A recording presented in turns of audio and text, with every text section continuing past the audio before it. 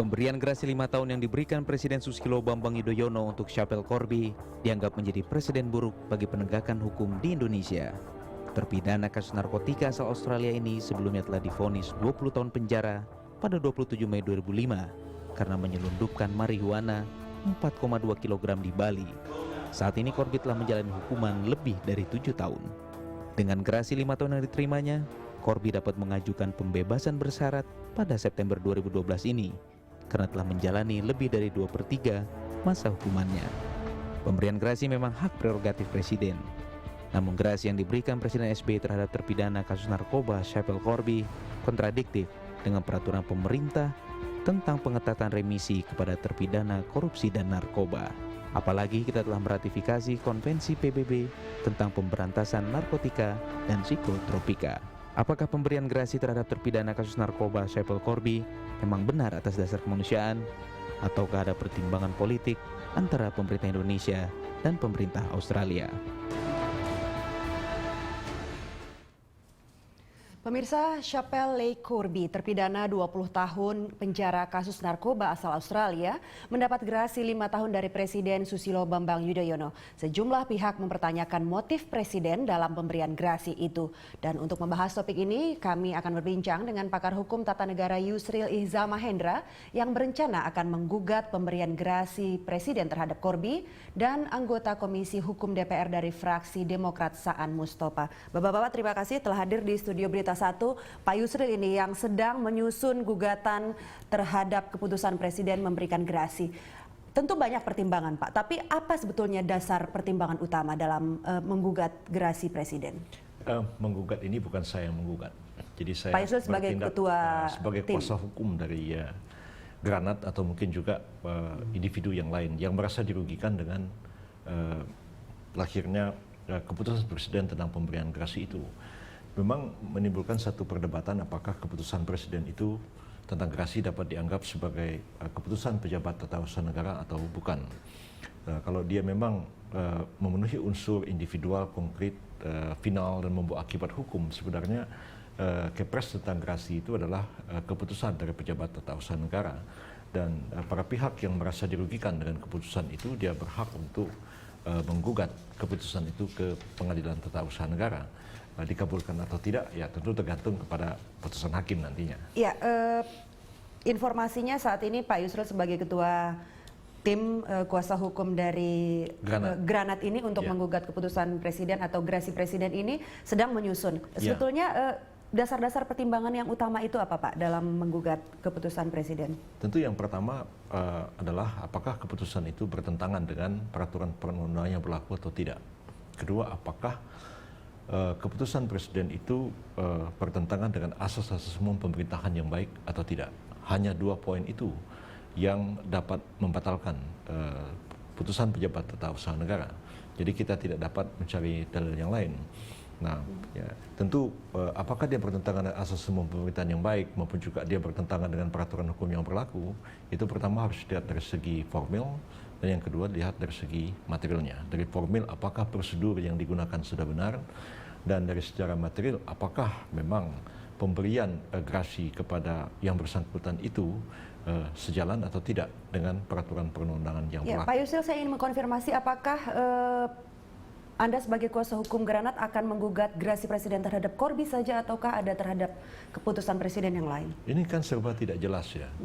Saya sendiri walaupun diserahi tugas untuk melakukan gugatan, Kepres tentang gerasi kepada Corby itu kami belum dapat sampai hari ini, termasuk proses lahirnya gerasi itu. Dan kami mendengar kabar termasuk pertimbangan Mahkamah Agung. Kami mendengar kemarin bahwa di samping Corby ada 2 warga negara asing yang juga diberikan gerasi oleh Presiden. Itu seorang warga negara Jerman dan seorang warga negara Nepal. Dan jangankan yang 2 ini, yang Corby saja yang sudah heboh ini kami belum dapat. Dan pengalaman saya kemarin pada waktu melakukan gugatan mewakili Agus Rin, itu sampai kami sidang di pengadilan, itu Kepresnya itu kami nggak dapat. Hanya atas perintah pengadilan supaya dibawa ke kemudian Sekretariat Negara menyerahkan itu. Ya, mungkin bisa diminta dari Pak Saan ini keputusan Presiden soal gerasi ini. Apakah sebagai orang Demokrat punya keputusan Presiden itu, Pak Saan? Kan beda, bukan kapasitas sebagai Demokrat kan. Pak SBY itu kan sebagai tapi sebagai orang dalam begitu, Oke, Pak. kan, jadi kita tidak bisa masuk ke wilayah pemerintahan. Ya, oke. Pak Saan, begini. Ini bisa dianggap sebagai presiden. Sebelumnya belum pernah ada gerasi terhadap terpidana narkotika, Pak Saan. Seperti apa komentar Anda soal presiden pertama ini? Tentu seperti Bang Yusri sampaikan juga ada banyak pertimbangan ya presiden ketika memberikan gerasi kepada Corby dengan yang lainnya. Dan tentu pertimbangan itu sudah melalui sebuah proses yang menurut saya ada proses, yaitu ada pertimbangan dari Mahkamah Agung, juga ada dari Menko Polhukam, dari Menteri Hukum dan HAM, pasti sudah dimintain pendapat. Itu melalui mekanisme ya rapat.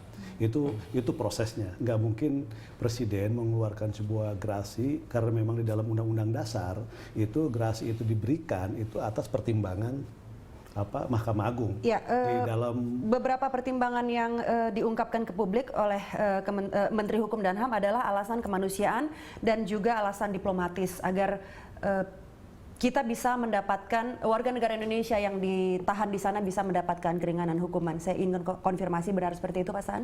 Jadi kan gini, pemerintah kan sudah berupaya sekeras mungkin agar warga-warga negara kita yang menjadi tahanan di luar negeri itu kan banyak sekali. Bahkan dari berbagai masalah kasus kan, termasuk juga di dalamnya adalah kasus-kasus narkoba.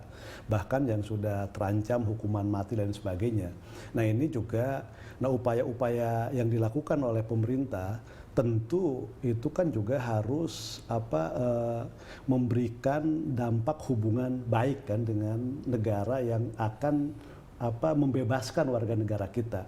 Nah, sekali lagi saya ingin katakan bahwa pertimbangan diplomatis, pertimbangan dalam kerangka yang lebih strategis dalam konteks hubungan timbal balik dengan pemerintah Australia itu juga menjadi salah satu pertimbangan.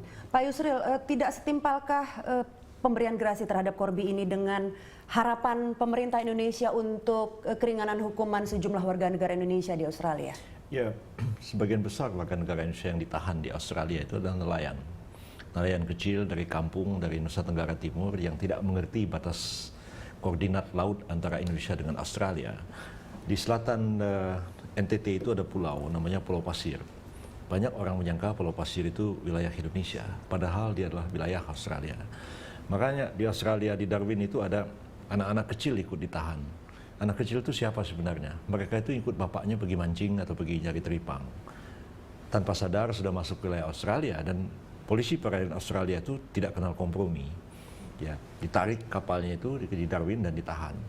Sebenarnya kalaulah pertimbangannya itu, kita nggak perlu barter dengan seorang narkotik ya seperti seorang Corby. terpidana Karena Indonesia narkotika juga banyak sekali memberikan bantuan kepada Australia karena kita menahan illegal migrant dari Timur Tengah, Afghanistan, Iran, Turki dan lain-lain yang dari zaman saya jadi menteri pun kita udah berdebat keras karena kita nggak mau soal ini.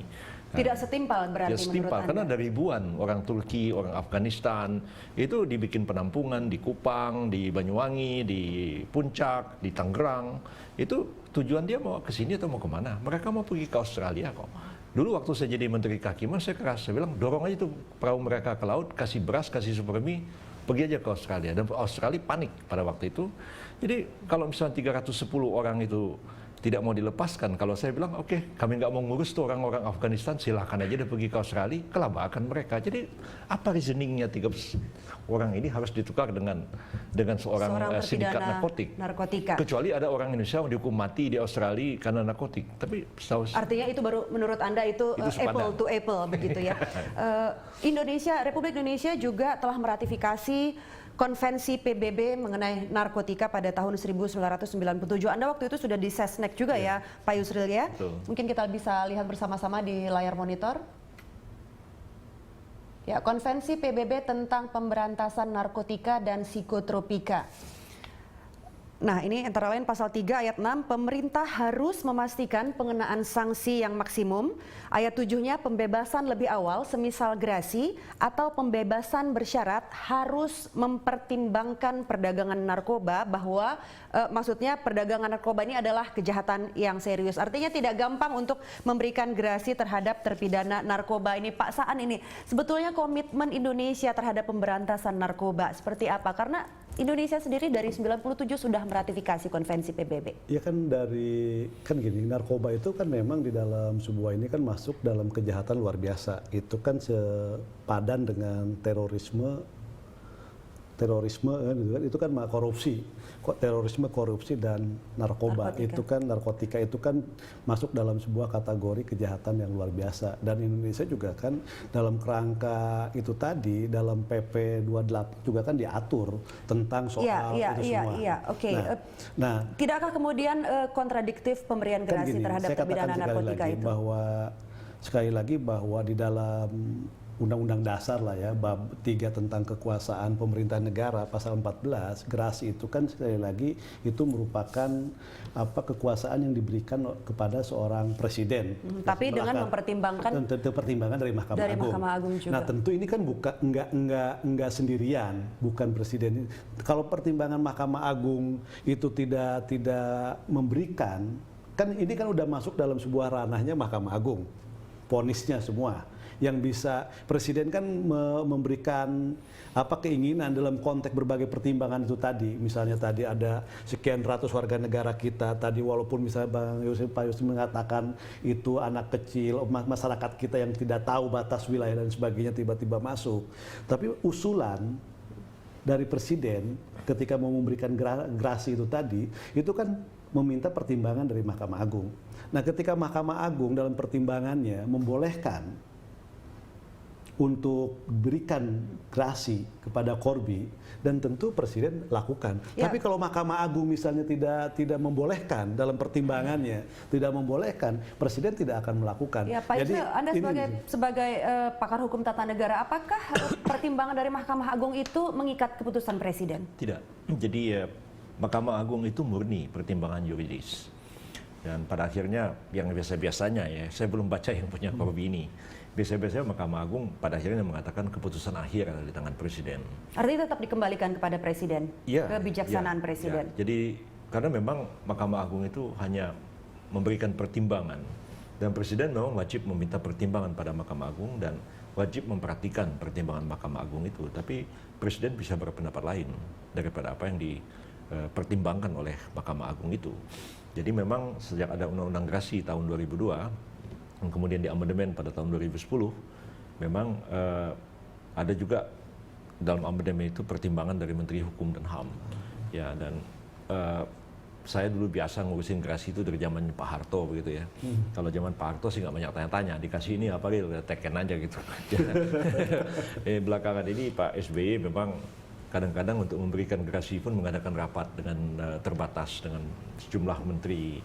Jadi mestinya pertimbangannya jauh lebih matang dari pertimbangannya Pak Harto. Tapi Pak Harto sih tegas-tegas saja, karena dalam sejarah kita belum pernah ada presiden RI itu yang memberikan gerasi dalam kasus narkotik itu kecuali Pak SBY. Ya, ini menjadi presiden. Nah, kontroversi terhadap pemberian gerasi untuk terpidana narkotika ini akan kita lanjutkan sesaat lagi. Bapak-bapak, pemirsa, kita lanjutkan perbincangan kontroversi gerasi Corby sesaat lagi.